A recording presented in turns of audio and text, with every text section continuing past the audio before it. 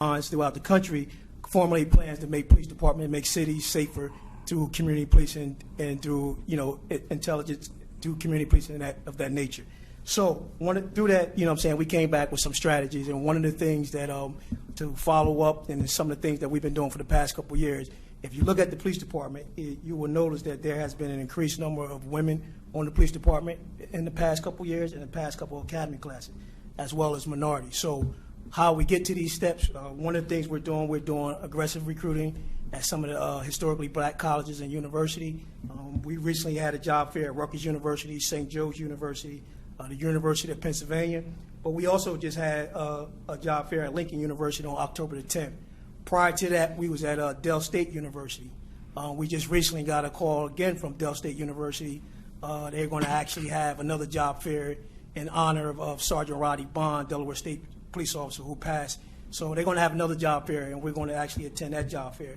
And from the reports that I'm getting back on my desk from the job fair recently at Dell State University, there was a lot of interest as far as actually people who want to come, either whether they want to participate as far as doing internship, or more likely most of them want to participate in a ride-along program. I think once a lot of people participate in a ride-along program, it gives them a better understanding of policing, gives them an idea of what it's like. So that's one of the things that we strongly encourage, and that's one of the things that we actually go out and try to seek for the people to do that. We also we have other universities that we're going to attend. Morgan State University is coming up on October 16th. We will be at Temple University doing some recruiting. We also have Cheney University coming up, and we also have Bowie State, which is another historically black college. And in January, we also will be attending a college in Bryn Mawr, all-women college. So this is some of the plans that we're doing. And one of the things myself and Inspector Emery want to do is through a contact that we have at Dell State, I actually want to sit down with their criminal justice forum and part of NOBLE, which is a national organization of black law enforcement executives. I want to sit down with some of the students there too and get their ideas, talk to them about, and there's some of the things that we did with PERF too, as far as, not just us. You had your time, all right? Yeah, but you're not supposed and you haven't answered any of my questions. There are some rules. I've had my time up here, and I haven't had any of the but I'm questions also that I've law asked enforcement, answered. but Not one of them.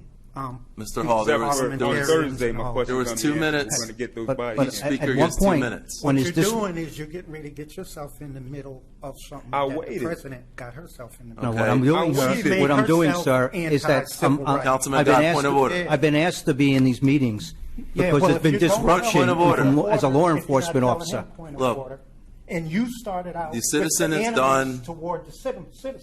He Go look at he the tape. spoke over his. You were the first He person spoke who over spoke his to him allotted time. disrespectfully. I gave him So a don't- 30-second go check warning, your tape. I Councilman. should have see 6 that. minutes because I waited after each grant, after each notice. An each one of officer these. needs to I sit waited. down. I gave Don't- you don't opportunity. Get involved in Thing. this. This is Gave our you an business. opportunity. This ain't our business. 2 minutes. Councilman God, point of order. 2 Councilman minutes. God. 2 minutes. 2 minutes. Don't have 6 it. minutes. Yeah, what certain types of things happen. And the police department has its own reputation to protect and just, you got to do your job, but also it's not unfair for a police department to say to the folks like, okay, well, now we're getting drawn into this.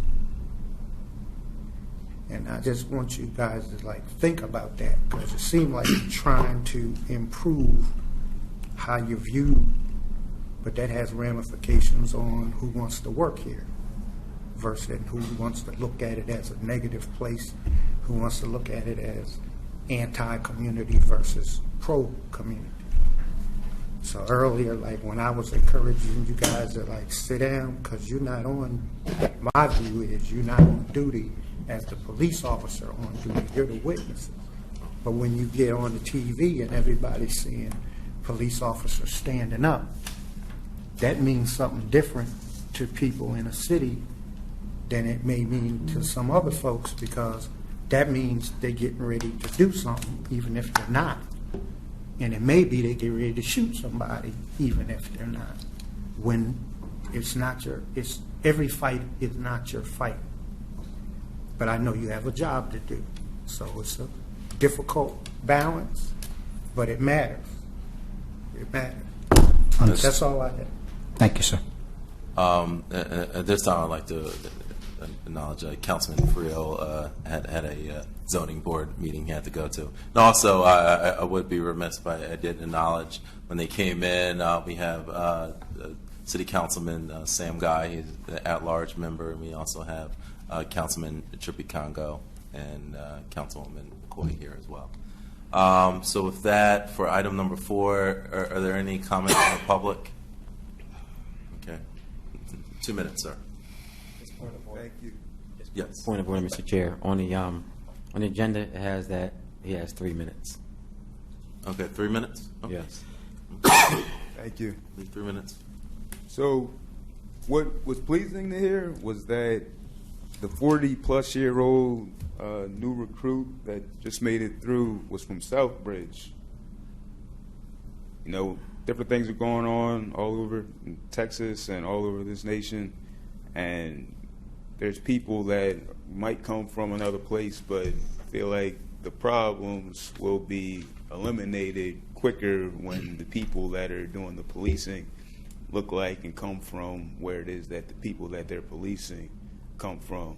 So more police don't always equal more safety, and that's the problem. More police, more of the wrong police officers, more of the people that don't have the right mind state, that don't have the right knowledge of the community that they're policing, don't equal more safety. It equals more problems. It equals more danger, more threats. It equals more violence. It equals more people being hurt. It equals more pain. And one example, just from sitting here about recruitment, going to the HBCUs, here today on Columbus Day, when we say this word minority, we have to recognize that Columbus came here, a European man, white man. He came here and he discovered people who are now looked at as the minority in this nation. We're the majority, though. We're the majority here in this city. Black and brown people are the majority here. On your police department, they're not. And our thinking and what it is that we've been taught forever, we've been taught to be less than, we've been taught to be little, we've been taught to be belittled, we've been taught to be penalized, we've been taught to be afraid when you stand up. I held the door open for you. We tussled a bit about who was going to open the door for who. I wanted to open the door for you.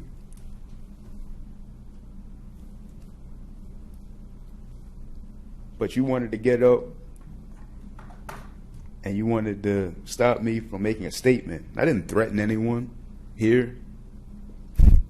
I didn't challenge anyone here with physical violence or any kind of violence. I didn't say I was going to write a bad report or anything about anybody. I didn't do anything besides state facts. This place that we have here to make public comment, the ability, it's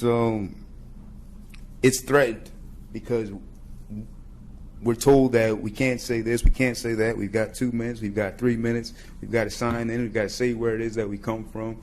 We have to be on point for each one of these items. These items are important. This is what it is that's happening right now. I wouldn't be here if I didn't think that this democracy, this point of order, these people, you guys, if you didn't have some kind of control, some kind of ability to make things better for the people out there, to make things better for my family, to make things better for the people that I care about. I'm a tax-paying citizen. I haven't been paying taxes as long as Dion Wilson. Dion Wilson was arrested for making a statement at a city council meeting. He did not threaten anyone. He made a statement, and they locked that man up, put him in the back of a police car, and then took him to turnkey, put him behind bars.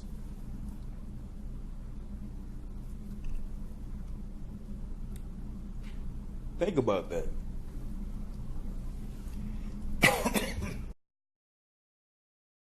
The other thing I'd like to know is, could this same money be used for purchasing cameras, body cameras?